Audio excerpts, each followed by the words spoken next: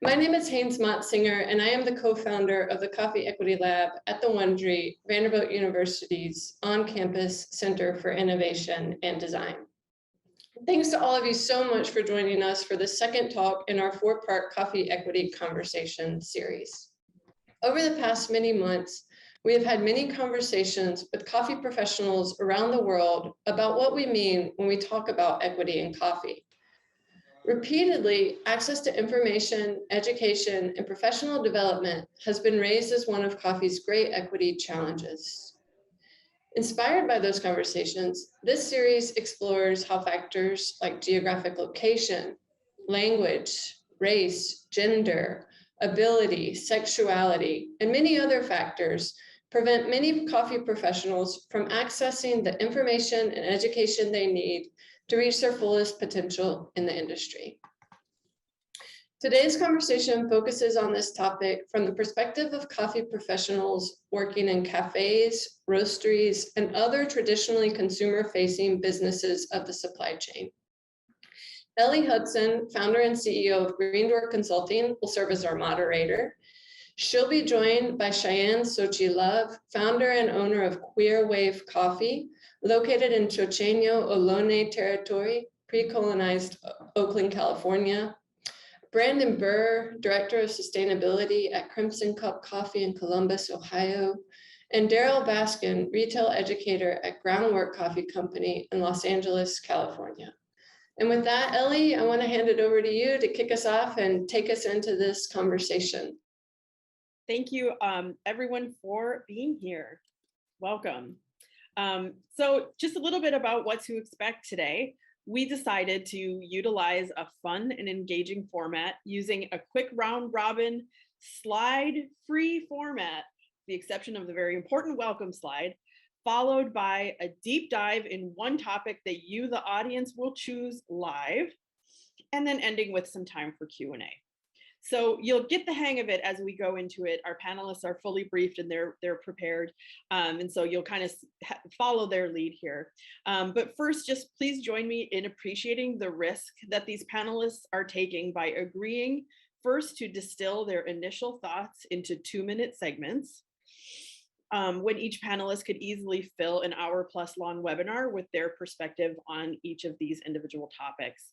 So let's also just try to show each other respect in recognizing that a format like this can sometimes be awkward, with odd signal calling and more interruptions than we would usually consider workplace appropriate.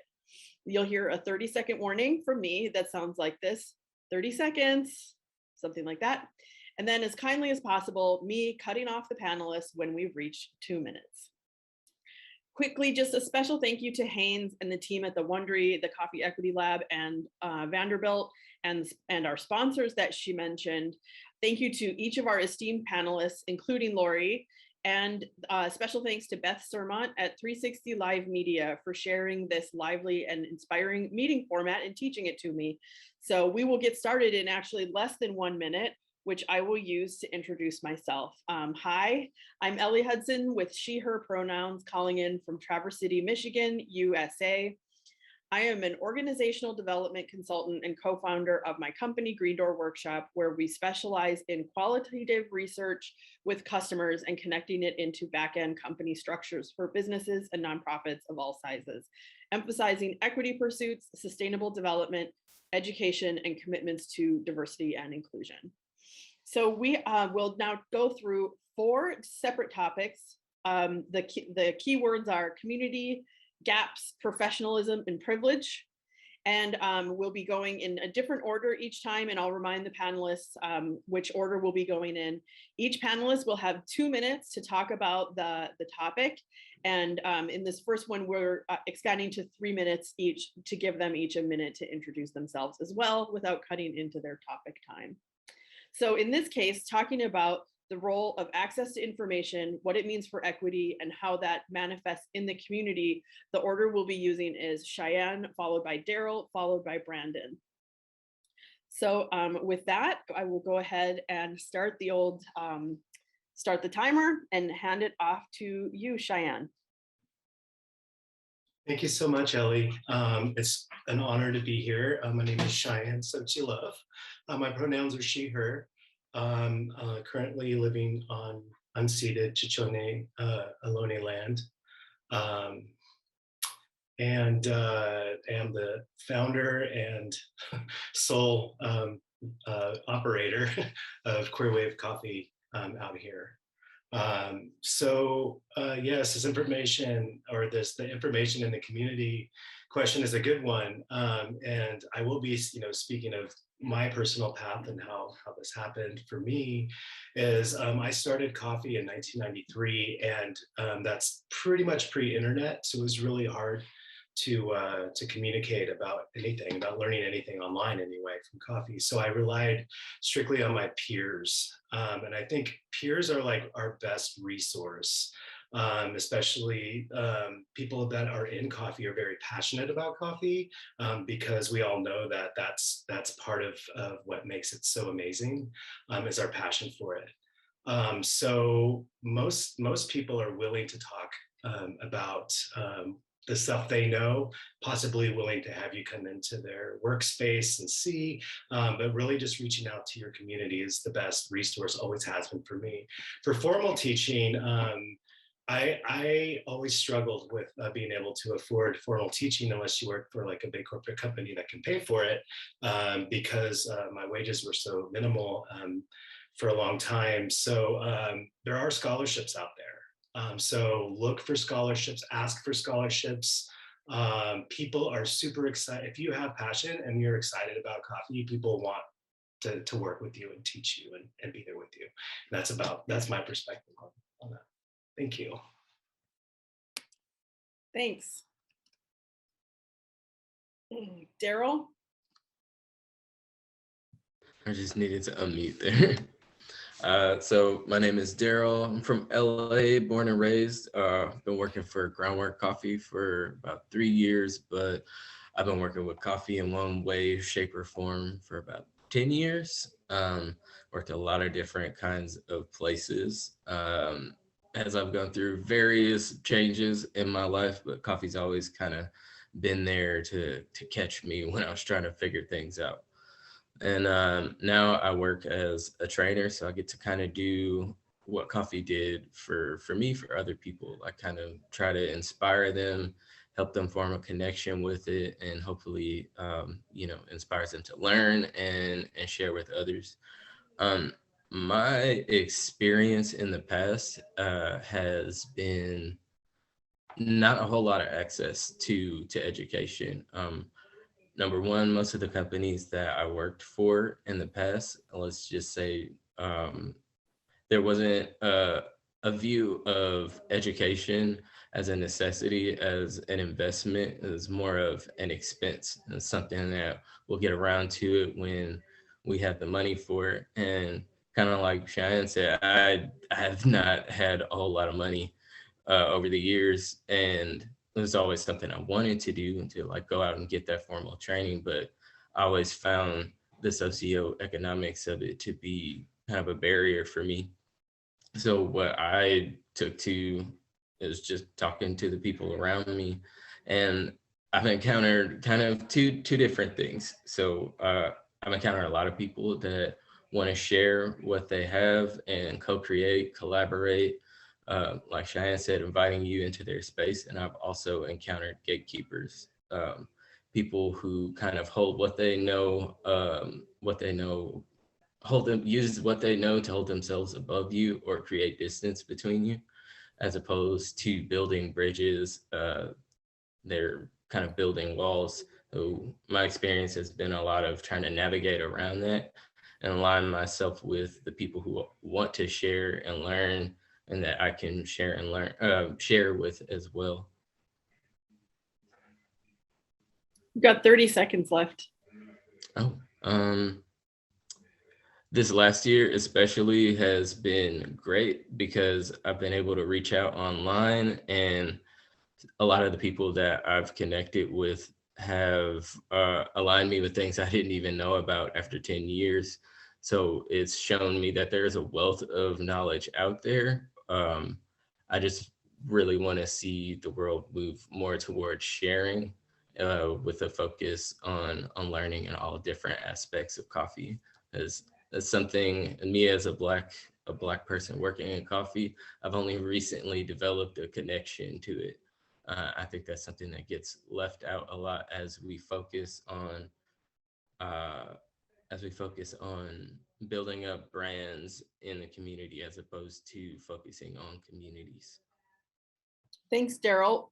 Brandon, what do you have to say either in response to what you've heard and also kind of a little bit of your own lived experience or thoughts on the subject? And so I have been in training or education since the get-go. I think my first job in coffee was about 15 years ago. And I think within 6 months, I was doing training in the region that I was in. And I think I've been involved with the SCAA or SCA for a really long time as well. So I, being an instructor and a course contributor, really believe in the education, but at the same time see the huge gap in the fact that it's not super accessible to a lot of people. I personally went to the library, I mean, when I first started, and I started reading as many books as possible about coffee, which there's not a lot of books about coffee. So I knew about the theory of coffee, but didn't really know about the practice of coffee. Also being from a rural community, I mean, there wasn't a lot of resources. When I moved to Columbus, I think that there were more events popping up, more like Thursday night throwdowns and stuff like that, where you could connect with other coffee professionals and learn from those people. But I think that there's always gatekeepers. There's always people that they didn't get that lesson that you need to share, and you need to empower people. And I think that thank goodness there is more access to information and communication around the world today than there ever has been. And I think that's going to empower a ton of people, and that's going to give access to a lot of information that people didn't normally have, or people didn't have access to prior. So I think that we're getting to a place. I'm always going to be an optimist. So I think that we'll eventually get to a place where more and more information will be shared, and anyone that wants the information will have access to that information. But right now, as is, I think that we have a lot of work to do. And I know that you, Ellie, are doing a lot of that work with the SCA. And I think that there's a lot of people that are pushing forward and talking about this and bringing attention to this is monster. That's the only way we're going to make improvements. Thank you. And I think we have already touched on this a little bit. Our second topic, examining gaps in information access in the coffee community. So each of you either directly mentioned the gaps of your own lived experience, but what are some of the other gaps, and what do we mean when we say examining that, and how, what role does equity play in those gaps, and what can you do about it? So this time we'll hear first from Darrell, then Cheyenne, and then Brandon. All right. As far as the gaps that I've experienced, namely, I feel like all of it kind of spans from me personally, my experience. Most of it extends from the fact that those companies haven't focused on training and education and aligning people with resources as a necessity. So there's a lot of things that kind of happen as a result of that. You have people jumping into leadership roles based on popularity or seniority as opposed to merit, and then they're also thrown into those positions with not very many resources. And when you do receive training, sometimes it's like, oh, hey, we'll send you to the roastery or whatever, but it doesn't really amount to anything. There's like 5 people in the room and nobody gets a whole lot of practice. So what has tended to happen in some of the places that I've worked is the people who show up with more, they go further, whereas someone else who might be just as passionate who hasn't had, let's say, like the money or the free time to go out and learn those things on their own and show up, that kind of get left behind, which, I mean, you know, that speaks to the competitive nature of most 30 industries. seconds. But I think if we focus on education, that's where, as more people are learning about different cultures, different backgrounds, and how they contribute to the coffee industry as a whole, we can start to focus on aligning those people with more resources and seeing more of them represent coffee as a whole. Cheyenne, what would you add to that? I totally agree with Darrell on that. And to add, I would say mine is my gaps that I'm really focusing on currently are more of the supply chain, and how cupping scores don't reflect social equity at all. They are basically on taste profiles rather than, you know, community and the work that goes into it, or you know, where it's actually coming from. Also, certification costs when they're appropriate is also another huge gap, and that's you know, part of the supply chain. Like I was saying, you know, awareness with the people, with consumers, and us as producers, or not producers, as roasters and producers as well, is educating about that. And where, you know, where it is appropriate, like certifications that have to do with how much pay that the owner gets, or the farmer gets. And I just think that there's like a huge gap if you think about like a cup of coffee, the price that you pay, you know, for just the cup that the coffee goes into is there's more money that is for that than the actual coffee that goes into the cup. 30 seconds. Which I think is something that is really interesting, on so many different so many different aspects on that. But yeah, I'm currently working towards building my company with having a lot more of the social aspect involved with how much I pay for the coffee, and not just the cupping score. I actually don't even know the cupping scores. Thank you. Thanks so much. I think that was really impressive to round that out in 30 seconds. Brandon, what might you add? Wow, I mean, these are good points, guys.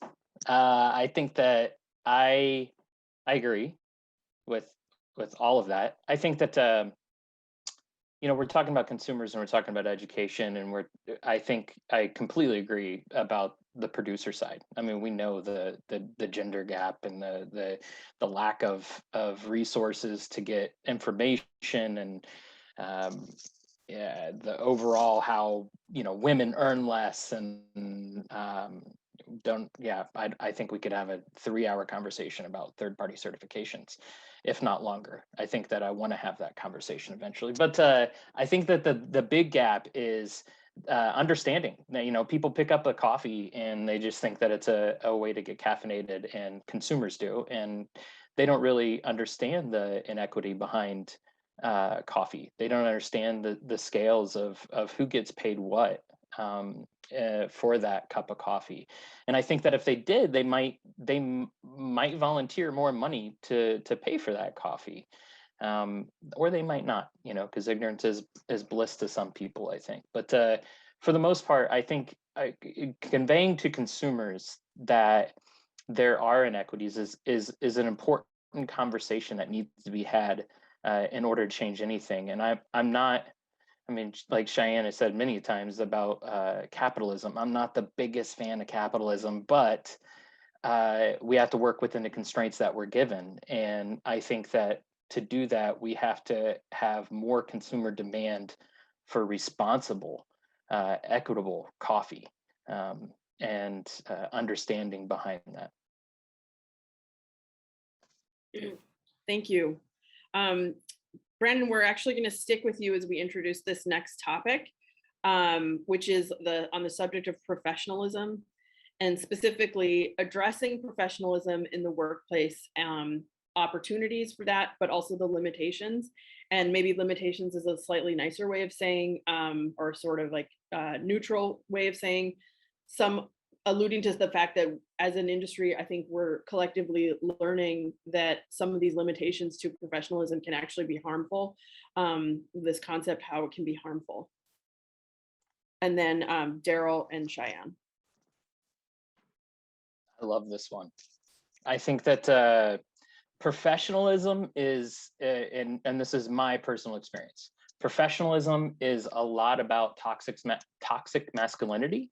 And I've always been a person that's been emotional, and I've been told that so many times by business owners or bosses, like, you're an emotional person, you're too emotional, this is business, that's not professional to be emotional. And I've always seen that emotion as being passion and honesty and transparency and vulnerability. And I mean, that's this, like, this isn't the most comfortable conversation I've ever had in my entire life. And I want to be vulnerable because this is a way to learn and to grow as a human being. And I think that professionalism should be about the same. We should be vulnerable. We should have honest conversations, and it shouldn't be about these constraints, about these rules that are currently in the place. And hopefully they will go to the wayside. I think they will die. I think that, especially with the pandemic, I think that we have new ideas of what it should be. And I'm hopeful, again, optimistic for this. But yeah, that's what I gotta say about that. Darrell. 100%. 100% agree with you, Brandon. At many jobs, I felt like there's kind of this pressure to follow this like axiomatic, like Platonic form of professionalism that has all of this stuff attached to it that literally has nothing to do with what the word means. That the word means you're good at your job. It doesn't mean that your hair looks a certain way, that you don't have tattoos, that you're a certain color, that you live a certain lifestyle. For me, it means you're good at your job. And for you to be good at your job, what I think you need is to be culturally aware and sensitive and in touch with who you are. Also, trying to find understanding with your audience and the communities that you work with, having a clarity, a focus, and a balanced approach to how you deal with those communities, and then also being solutions oriented and looking at the impact of your results over time. That's what I think professionalism is. I don't think it's necessarily trying to follow standards that were set in place by people I don't know, like hundreds of years ago at this point. Those standards were created by a ruling class. They weren't co-created with everyone else. I mean, I definitely wasn't there for that. But 30 seconds.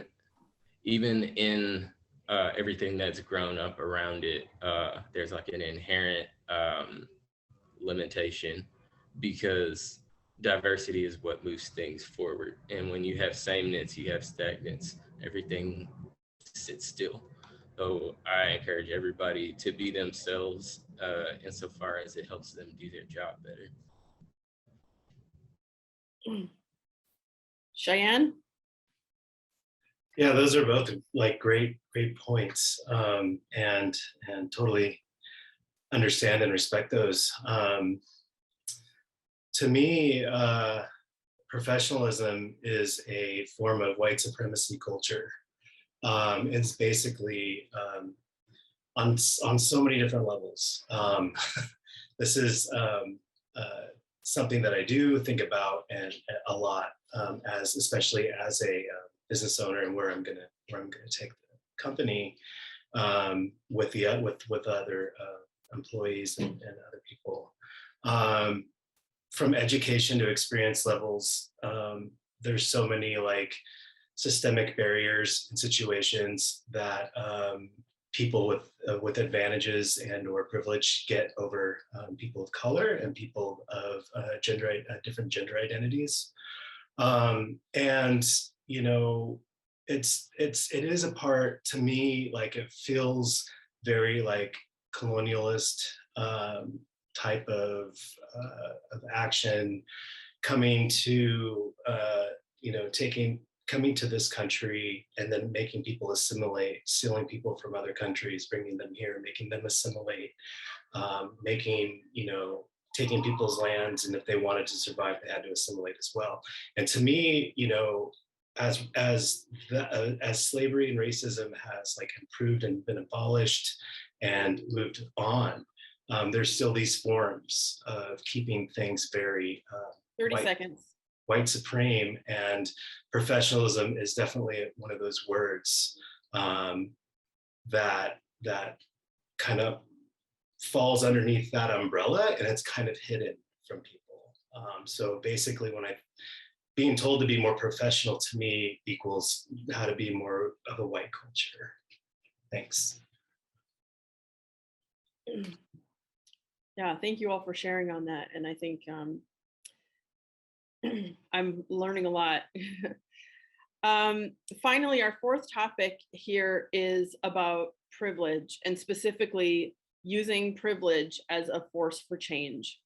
And so when we kind of were talking about this, you know, as panelists, you all know this, obviously, we talked about, you know, share from your own lived experience, kind of the role of privilege, whether it's you with the privilege or what, as someone who has lacked access to it, and what you would wish to see in the world, you know, from either perspective. So we'll, somehow this order is the same as last time. I think the whole like permutations got messed up when we went from 4 panelists to 3, so sorry about that. But this is Brandon, Darrell, and Cheyenne, just to stay in what we planned earlier. So privilege is something I know a lot about because I experience it every single day. I got a good education. I got a job immediately, and I've had access to continued education. I think that as a privileged person, as if anyone's privileged, you have to use that privilege to create equality, to be an advocate for people that experience stereotypes or prejudice or discrimination. And you have to work to create an industry that's free of all those things. You also, opportunities to be educated should be inclusive, but tipping the scale to be more equal will require focusing on those with less opportunities. And I push every single day to use my privilege, my knowledge, to empower people that don't have my privilege, and continue to listen, continue to learn, continue to grow, and just do anything and everything that I can. I mean, one size doesn't fit all. Everyone's an individual. If anything that I've learned in the coffee industry, it's that nothing is the same. Everyone has a story, and everyone has different situations. And 30 seconds. Being empathetic to those and utilizing what you have and what you've been given is the only way to move forward. Thank you. Go ahead, Darrell. All right. So myself, yeah, I definitely identify with having male privilege. So that's something that I try and look at as, like, as I move through my day, how can I use this to help people who don't have that privilege? And just kind of like Brandon said, like anything that you do have that other people don't have, that they should have access to, you try and align them with those things and create those opportunities. But that also means that when you find things coming to you that you haven't earned, or you find yourself behaving in a way that speaks to your privilege, that you should hold yourself accountable. And when you notice those things, you make an effort to change them in the moment and over time. And I think when you see those things happening in other people, that you should hold the source of it accountable as well, even if that means distancing yourself from things that you might otherwise enjoy.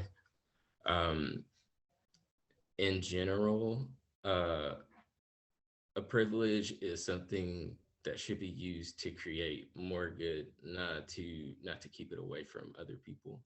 That's my view on it. Thanks. Cheyenne, the final word on this section. Thanks. Yeah, I have a privilege of being an extrovert. So I don't really keep my mouth closed too much when I see things and want to say things, which a lot of people don't have. A lot of people, don't have that privilege. So I definitely use that as much as I can. I think privilege, what Brandon was saying about, using your privilege in a positive way is a really good spin on it and super important. Mainly, especially for people who do have white privilege in the coffee industry. It's like you put this, no matter how you look at it, we live in a white supreme world, right? That's just how it is. So in that aspect of looking at it that way, in an objective way, that's where a lot of the power is. That's where the power change needs to come. That's what allows it. And to put it in like ways that I'm always thinking, it's like if white people allow things to be a certain way, then it would change. That's kind of like how I feel, I also think that you need to learn what your privileges are. You need to grieve about them, because it can be painful to learn and understand and hear and accept. And then you do need to accept it. And then you need to always be conscious when making decisions. With my the way I'm running my business and the way I'm basically live my life is all under the same thing. What would patriarchy do and what would capitalism do? And I do the opposite. It's usually a good practice for me, is how I go about making decisions. So I'm always mindful when it comes to all the decisions I make, whether it's, my day-to-day life or my professional coffee world. Yeah, I think that's all I have written down there about that. Thanks. I'm going to ask Haynes to put the poll up in just a moment.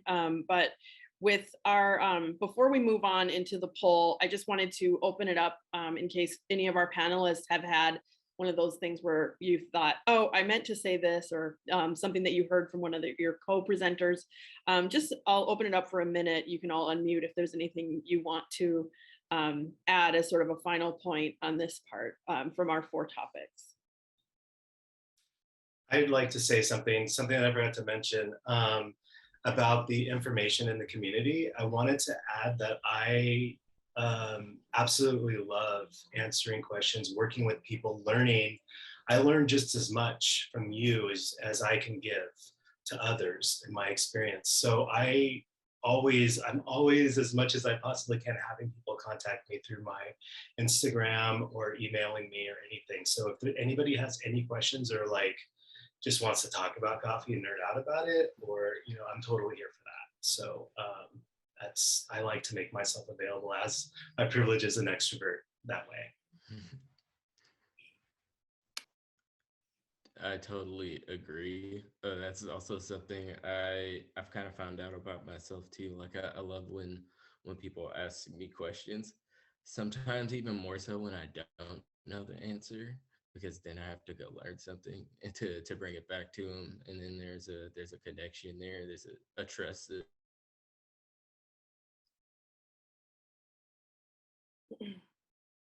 Yep. But yeah, the same.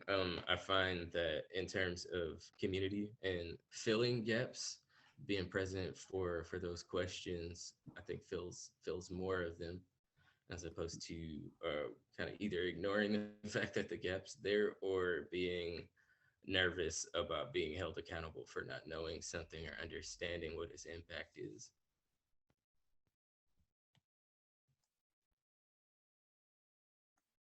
Ditto. Yeah. Huh? That works, right? It does. I mean, I'd probably call you both, just to give you a heads up. This is gonna happen. All right, so audience, get your voting devices warmed up. We're going to launch a poll, and we are going to spend the last or the next about 20 minutes up until the top of the hour taking a deep dive on one of these 4 topics. So go ahead and vote for which one you'd like us to talk about. So our panelists are prepared to talk about any of them, which I really appreciate them doing. And we are going to all be surprised and go with what the audience wants to hear more about. Haynes, if there's anything you want to add in terms of instructions and prompt, I think your view screen is a little different than mine. Nothing to add. I'll keep it up in a minute and then I'll share the results. So 30 seconds left to vote.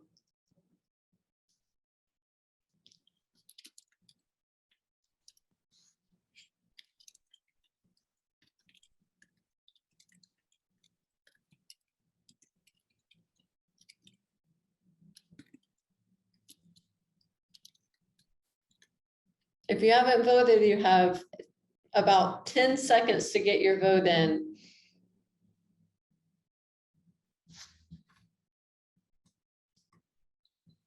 I have a hunch. I can't see the results, but Okay, the poll is closing in 3, 2, 1. Okay, so the live results, this is really close. I'm going to share the results live. Can everybody see that? So top choice is gaps in information access, followed by in the community and privilege as a tool for change. So really, we could keep talking about all of these. Well, I think, I want to respect our audience and go with the majority vote here. But I will just as a nod to say that when we talked about the community and kind of our outlook and the community and information access, a lot of times we kind of nodded to gaps. And so I do think these 2 topics, more than any other 2 in the combination, these 2 are very interrelated. So I think that let's go ahead. I'll give our panelists a minute to jot down some more notes. I have some prompts for you. We're going to talk about gaps. That's what our audience has voted for. But certainly feel free to kind of veer into important points that you want to make kind of related to the whole thing. So I have, like I said, I have a couple prompts for you all. But I'd also, as our panelists, I would like everybody to just, we can turn the timer off and just relax a little bit and have a conversation about it. If you have a point that you want to make, you can ping me to be called on next, or I think the raise hand still functions for panelists, so that would work too. Does that sound okay?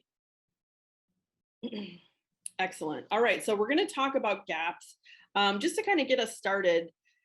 Looking at, we've talked a little bit and many examples about where we see gaps in equity in terms of access to information. So using the example earlier of the cost of the actual cup vessel costing more than the actual coffee that's in it in many instances as a gap.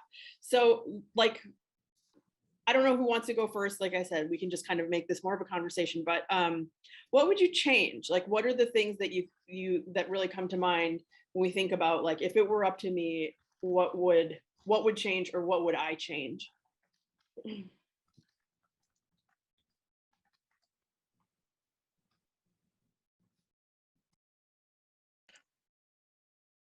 I'll go. I don't want to bite the hand that feeds me, but I've had so many of these conversations, and typically the conversations with people that have been in the industry for a long time goes as follows. Complaint, complaint, complaint, let's burn it down. And I think that I even said that on Tuesday when we talked, like, let's just burn it down, because honestly, it can be overwhelming. And you could be a cynic right now very easily, especially in the United States, but it's overwhelming how big the gap is and how much work we have to do. And I don't know. I honestly, all I know how to do is share education. And advocate for people. Outside of that, we really need to get more people interested in the subject. Obviously, the 30 people that are in the room, they're all interested in this, but we need to somehow leverage these people and these companies and bring more attention to the fact that things have to change. It's not sustainable. I mean, it's not sustainable at all. We talk about producers, we talk about consumers, we talk about roasters. I mean, there's inequities everywhere. And I think that maybe we shouldn't burn it down, but maybe we can have a restart, something to that effect, where more and more people get on that movement, and we can move forward and try to share. Go ahead, Knock a few Cheyenne. walls out. Yeah, I just wanted to say, I totally agree with what you're saying. But like, you know, coming from a queer perspective as a trans girl, it's that burning shit down is kind of like, yeah, it's a great idea, great thought. Like it feels good to say and feel, but like really it's not really attainable. I think, and like I said, it's coming, you know, from a queer person, we have to learn how to build our own ways and build our own paths rather than taking down old. You know, those things kind of fall apart and crumble on their own. So it's really our responsibility as up and coming, seasoned is a nice way to put aging coffee professionals, I guess, to really start questioning what has been done, rethinking and redoing, or just changing it. And you know, this is a situation that I feel like can be done within the system that we're in. And you know, being creative, not doing things the way that we've been taught or that we've always learned, because that just perpetuates white supremacy. It perpetuates capitalist like monochromism and all kinds of like different types of bad work. So really stepping outside of that, and what does that mean, and how can we change it and slowly start to build that. It's hard work, I'll tell you. I'm doing it, and it's hard work. It's not seen, but in doing so, I'm hoping to inspire other people, because that's where the real change happens. Like, you know, it's, you know, people see, oh yeah, this is attainable. You can do these things differently. You know, like I'm doing something that I was taught was a bad idea for so long, and that is through all the years, and that is working through one farmer. All my coffee comes from one collective in Honduras, all year round. So it's not just every time fresh coffee comes in, I'm buying it and doing that. I'm working with and building a relationship with one farm. And we're taking the punches together, and we're rolling with it together. And I think that's something that, you know, I'd always wondered, well, you know, why can't we do this? This sounds like an easy solution. And people would always say, well, what if there's a bad farm year and then you're stuck with all this bad coffee? And I'm like, that's part of, you know, that's part of the change and part of what we need. So because there was a bad year, other people are going to suffer for it, and we just leave them behind. Like that doesn't sound good to me. Like, you know, we don't do that to our family. We don't do that to people. So building a relationship with somebody, and again, like, you know, with the inequality between, you know, how much money goes into the cup versus what holds the cup or holds the coffee. You have two things here. You have an organization, a collective farmer that's trying to do improvements to the planet, trying to work towards growing, being sustainable, all the fucking things we make them jump through, you know, in order for us to buy their coffee. And then we're buying these cups that are being produced and destroying the planet, yet we're paying more for that. Like it's so backwards and mind-blowing to me. So thinking about that stuff and reworking it that way. Sorry, I spoke way too long.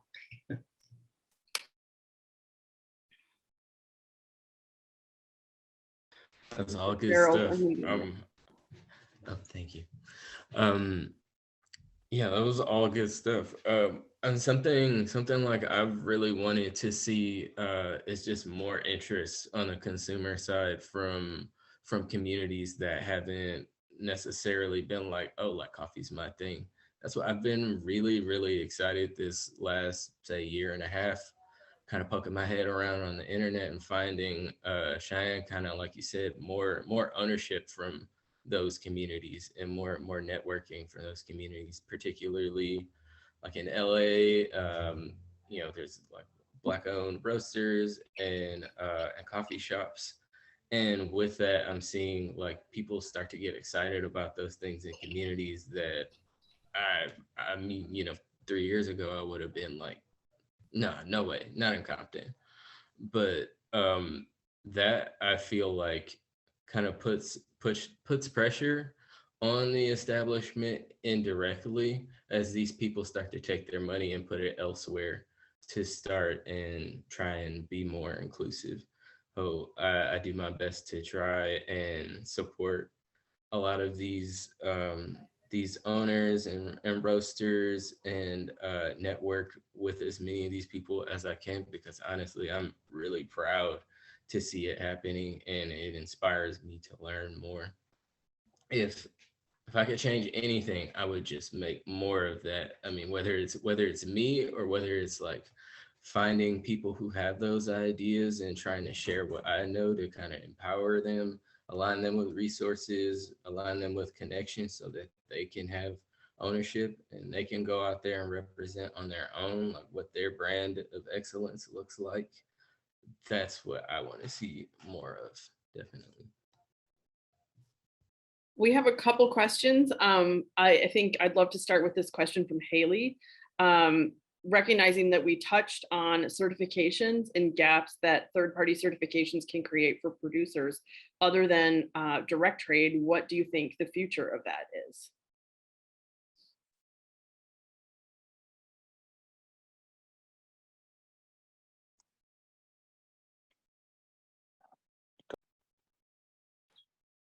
Sorry. So yeah, that is a really interesting topic and great question, Haley. I think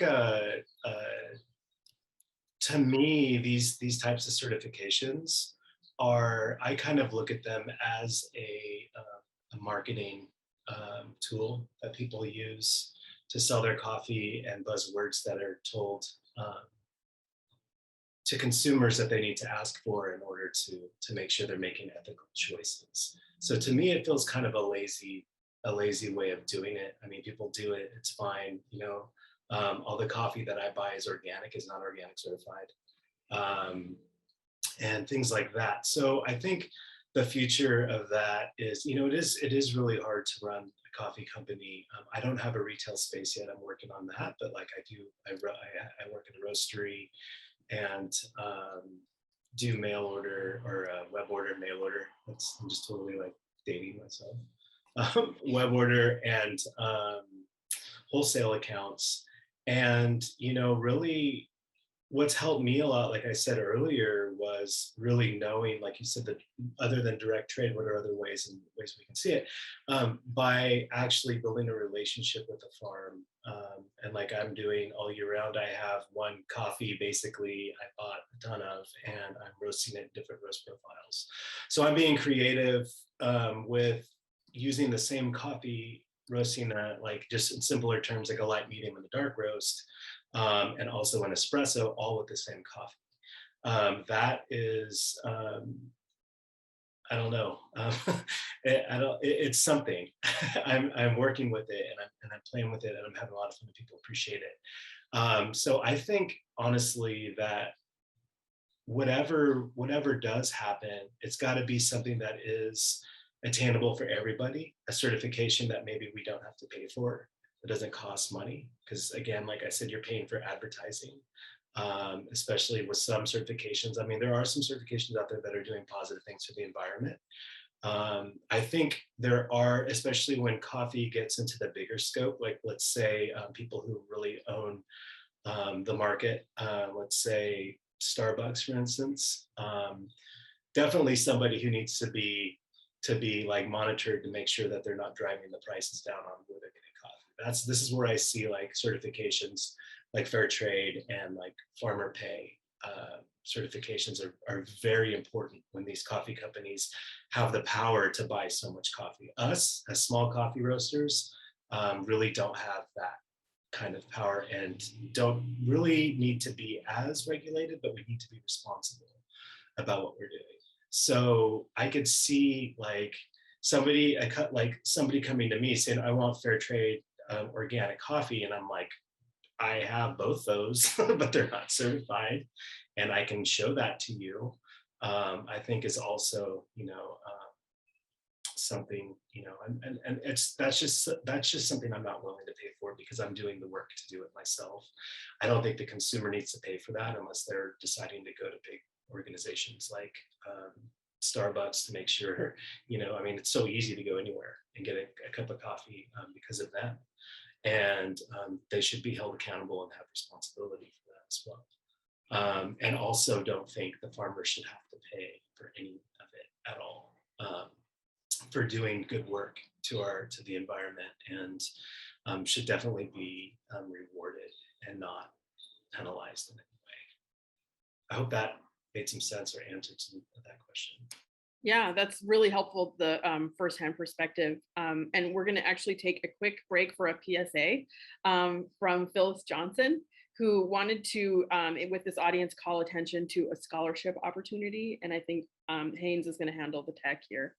Hi, Phyllis. Give us, there she is. Hey, how are you guys? I was really Hi again. Hi, enjoying this conversation. I was taking notes. So many really important comments made. Yeah, let's not burn it down. Let's build. Let's build. I got something out of everybody. But I did want to just bring to your attention the Coffee Coalition for Racial Equity is kind of sprinkled all throughout here. Ellie is one of our premier volunteers helping to build a mentorship program. We just launched the Donya Ivane Scholarship Program. And of course, I saw the NKG PACE program being promoted. So there are opportunities. We are living in a time where things are moving, and I'm so excited to be a part of this time and to see this and to have these conversations with such diverse panels. So please go to the CCRE website to see what's going on with us. There are plenty of opportunities to learn, to grow, to take a step forward. Our focus is Black Americans, but we believe that a rising tide lifts all boats. So as we rise, we feel that the industry and others will rise. So again, thank you. I'm a little embarrassed that I popped in on your webinar, but I'm really happy to learn what I learned today. So thank you all a lot, Haynes, for this opportunity. Take care, guys. Don't be embarrassed. We invited you. Thank you so much, Phyllis. We have a couple more questions. And I think that if there's more to say on the topic of certifications, you can feel free to do that too. But I think just recognizing it's just about the top of the hour at this point. And so this question came in from Dietrika. What do you see as the largest gaps in information access? What gap would you prioritize closing first?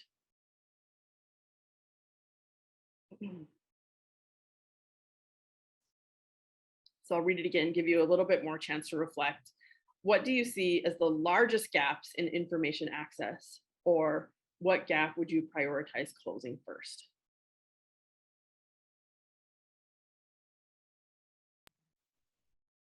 Heavy. Brendan. That's super heavy. Largest? I don't know if I can point to one thing. I mean, we have some research and statistics on certain gaps. I'll go real quick, man. And I think that to me the biggest gap is really small plot farmers and access to information. I think being from a rural farming community, I know that information takes a while. We're a few years behind in Indiana, where I grew up, compared to more urban places. But I think that farmers, small farmers have the least amount of access because they don't have they have the least amount of access to the internet and to education. And I think that for me, that it would make a lot of sense to shorten that gap and to have a lot of outreach programs where you share and people are able to gain more information. And yeah, and I think the other gap would probably be the consumer gap that I talked about earlier, that I think that consumers just don't know what they're buying. And I think that, people like Cheyenne, when you have those conversations with your customers, you don't need certifications and things to justify what you're doing. You just have that conversation. Those are the conversations that can shorten that gap as well.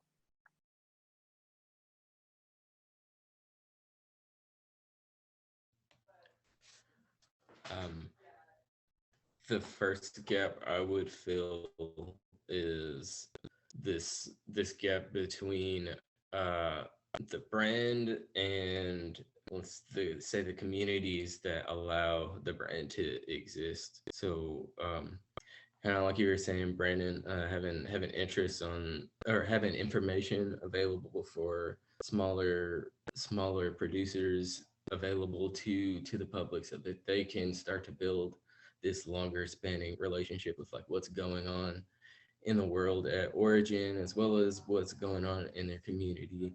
I feel like a lot of the focus is on making the company look good a lot of the time. And like, look at us, we're doing all of these things, whereas names will get mentioned, a picture will get dropped, and they're like, oh, they're doing these things, but there's not a whole lot of information. It's really easy to just flat out ignore that stuff as a consumer and focus on flavor profiles and stuff like that, which is great. Those things are amazing. They're beautiful. Some of my favorite stuff. But I'm always interested to know like how did it get here? And from many places that I've worked in the past, there's just no information a lot of the time. Like maybe the owner knows, maybe like a couple of people that work closely with the owner know, but when it comes down to the baristas, or sometimes even the store operators or like the store managers, most of their information is operational. It's like, how do we prepare this right now? It's not really about moving that relationship further for anybody besides the consumer and the brand itself. So that's the gap I would seek to close by, sharing that information, putting that information at the forefront, and making that like a core principle of how a business operates. Those are all great responses. I think my head exploded. That's a hard question to answer. I definitely probably need to give that a lot more thought. There's so many gaps, and I think that thank you for that question, because it's really been provocative for me to really give that some thought. But personally, I guess I have my own like little ideas of how to make those micro gaps, and that's kind of why I started this company. I saw some gaps in the communities that I was in, and started small. So I'm hoping, to really start working on something that's broken or really big. To me, it's a lot more helpful to start small and to grow it out that way. That's kind of how my mind works. What are things I can do right now? What can I do?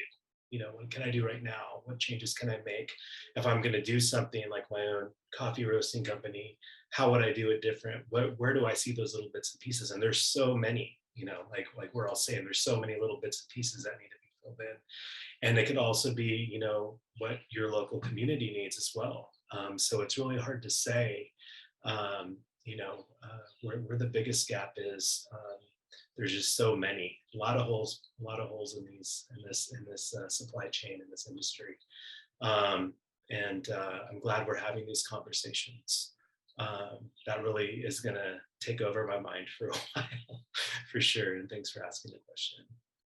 I think one of the things that came to mind for me, and this is just something that hasn't really been mentioned yet, but as a person that's grown up and grown through my career with an extreme amount of privilege, having a college education and two parents with a college education and white privilege, I think that I've noticed that people who are accustomed to privilege, like myself, we want action, and what sometimes we need to do is listen.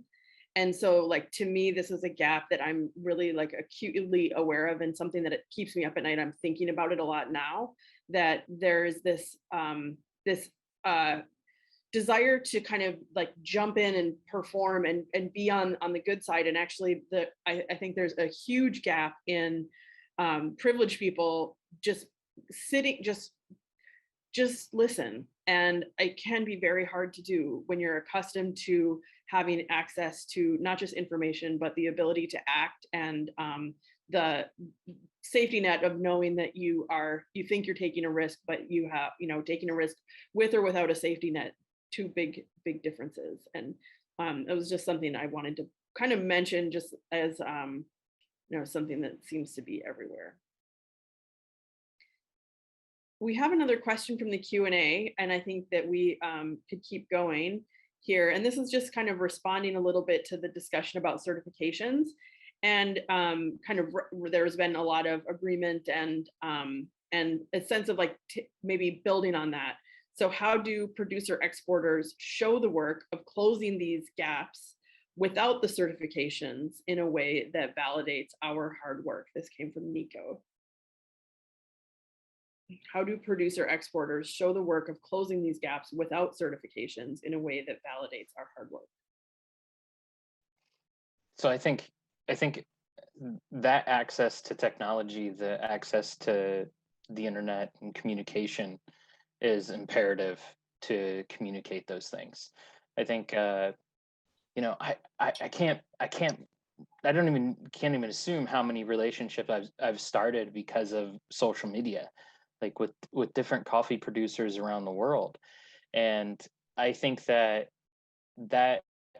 growing.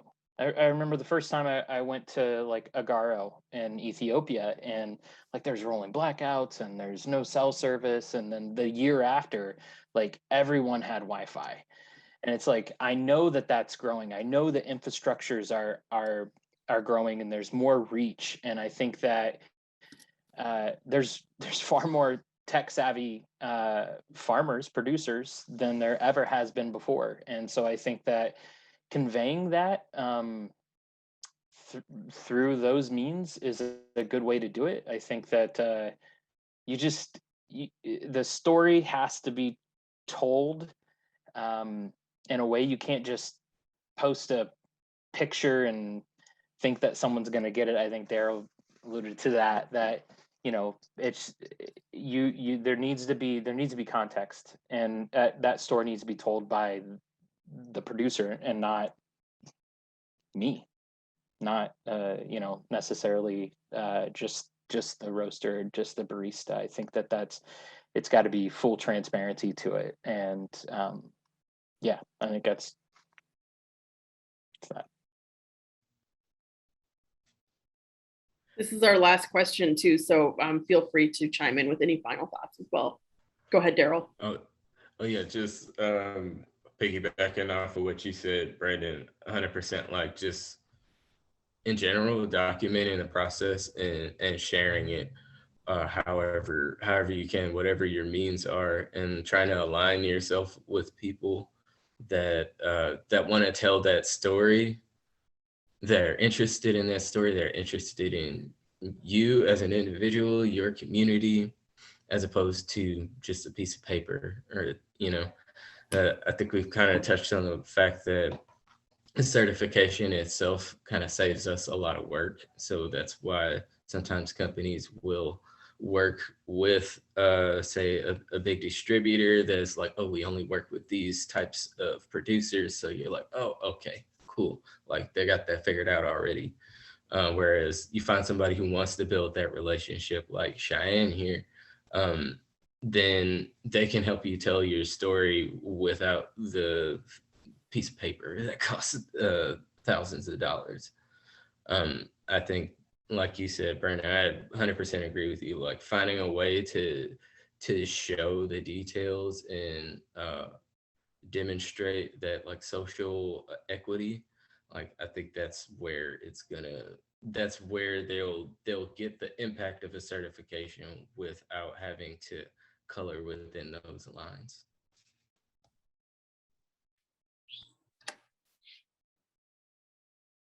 Yes, sorry, I was thinking about that last thing you said, Darrell.